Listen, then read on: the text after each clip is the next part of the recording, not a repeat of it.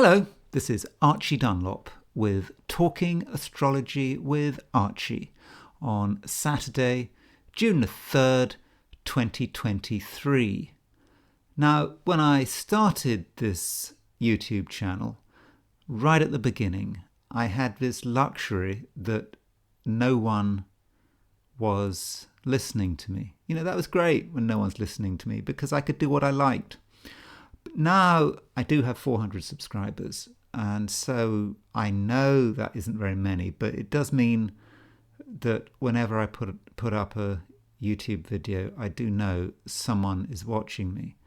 And that kind of puts a new pressure on me because I have to start thinking about presentation. And presentation just isn't my thing.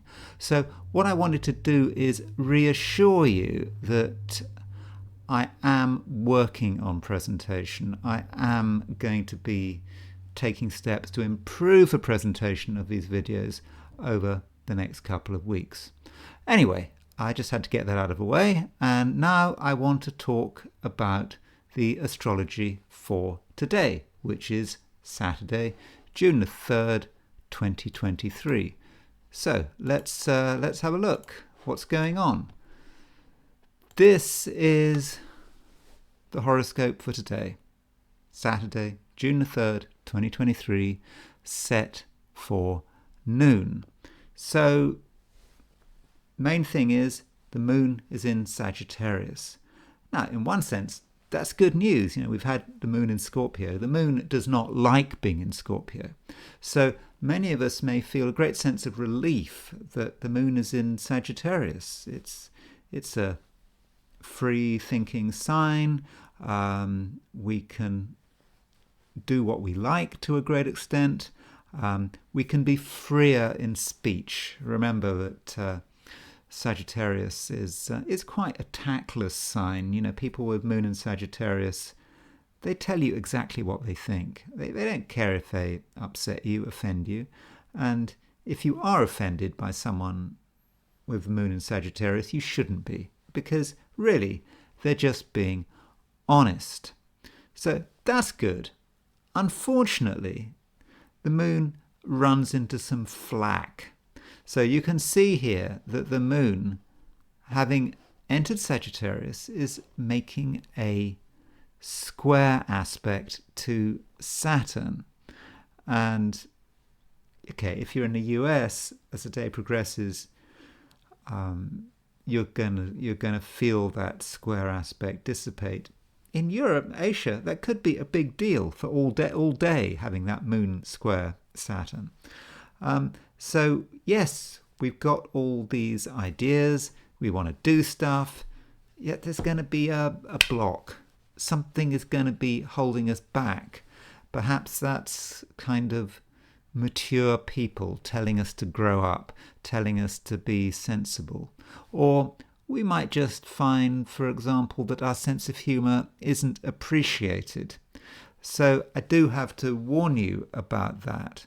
Now, as the day progresses, for example, if you're in New York, or better still in California, by the early afternoon, this Moon-Saturn square is going to be much weaker, and the moon will move on to a trine of Mars. If you're in the UK, for example, you're going to have to wait until the evening to feel the benefits of that moon trine Mars. If you're in Asia, it's kind of going to be the next day.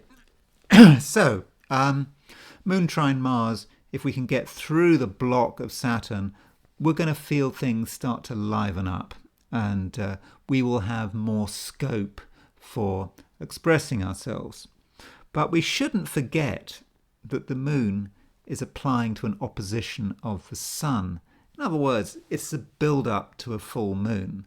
Okay, the full moon doesn't happen today, but it's pretty close. So for the last 2 weeks, the moon has been waxing, getting stronger. You look out of a window and it's night, you can see the moon, unless it's cloudy. So we can perhaps feel a revelation building up. something that has been working away silently perhaps for the last couple of weeks is now going to show itself. So we must be ready for that. I should also say that all things being equal, full moons are not fortunate. So, with a full moon, we really might feel that that we are blocked. Moon has done the square with Saturn. Trine to Mars might provide some relief, but fundamentally, in the end, tomorrow, Sunday, we've got the full moon. So we need to start getting ready for it and perhaps working out what needs to be changed, telling people the truth. Yeah, the truth can be painful, but it can also be very necessary. Now, as far as other stuff is concerned, I wanted to be maybe a little light-hearted. I think light-hearted, because I was reading the Uranian School Rules for Planetary Pictures, and today the Sun is on the Zeus node midpoint. It's aspecting the Zeus node midpoint, and so I looked at Rules for Planetary Pictures. Just what does it say? And I got this really precise prediction here. Saying something. And I've no idea whether it's going to come to pass. I hope it doesn't come to pass. But what it says here, it says to be a producer or procreator, coming into personal contact with fire, to be commissioned with or to carry out a special task, to be a member of an outfit that blows things up with dynamite. So that's what's happening today. Now, it's a bit dramatic, so I think that most of us are not going to be playing with dynamite. I hope it doesn't come to pass. But I suppose, I don't know, if you're involved in special services or something, you're in the army, maybe you're in the Ukrainian army or the Russian army or something like that. You may be called upon to do something like that. Whether or not it's a good idea, well, it probably isn't a good idea, because if you do that kind of stuff, you're likely to get killed.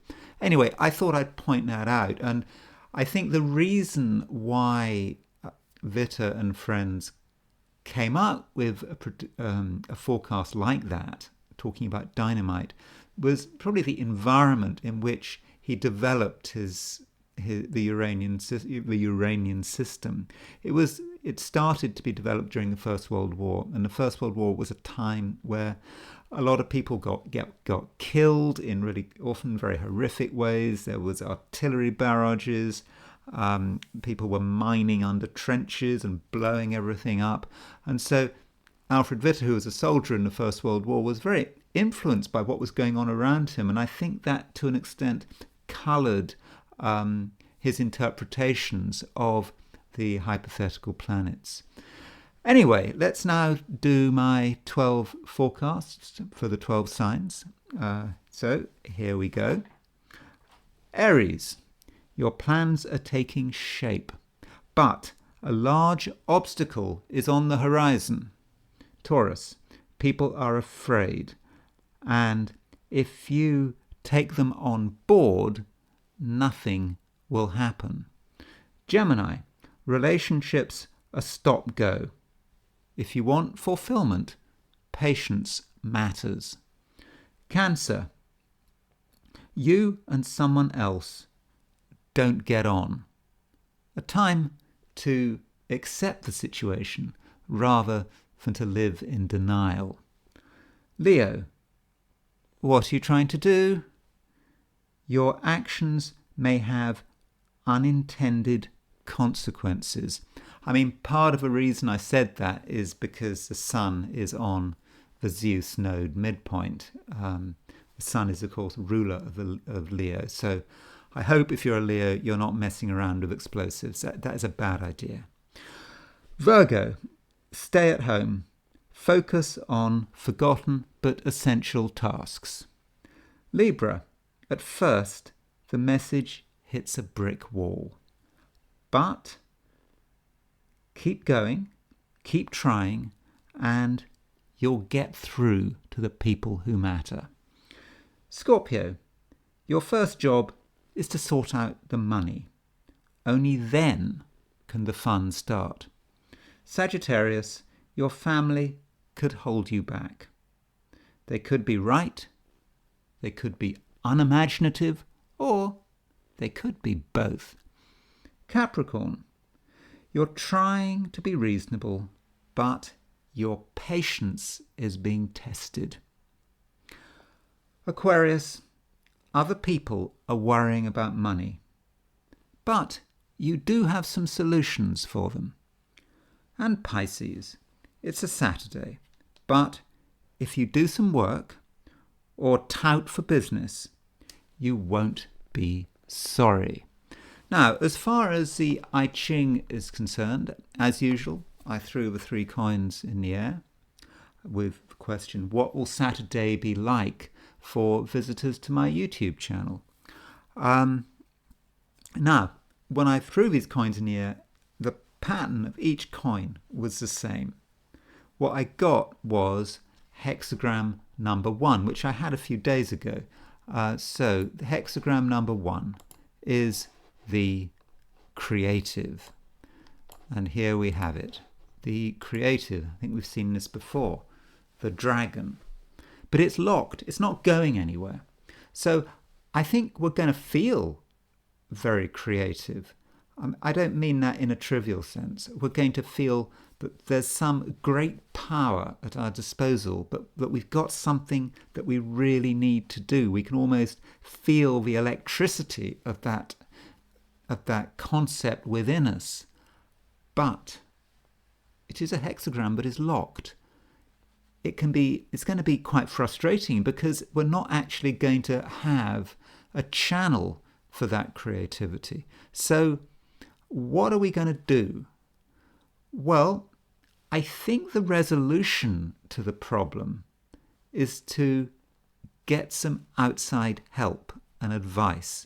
You know, the I Ching, when you've got a locked hexagram, you look at one of the ruling lines, and the ruling line referred to consulting the great man.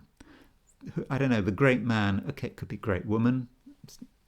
It could be someone who is wiser than us. Maybe in our family, work, a friend. Okay, they don't have to be wiser than us, but perhaps someone who can give an alternative view. And so when we discuss our frustration, you know, we've got this something within us, this electricity that needs to be grounded, needs to be brought out. We want to create something wonderful. When we get some outside advice, we might start to realize how we can be creative and how we can have a meaningful impact on the world around us. Anyway, that's all I'm going to say for today, and I will talk to you tomorrow.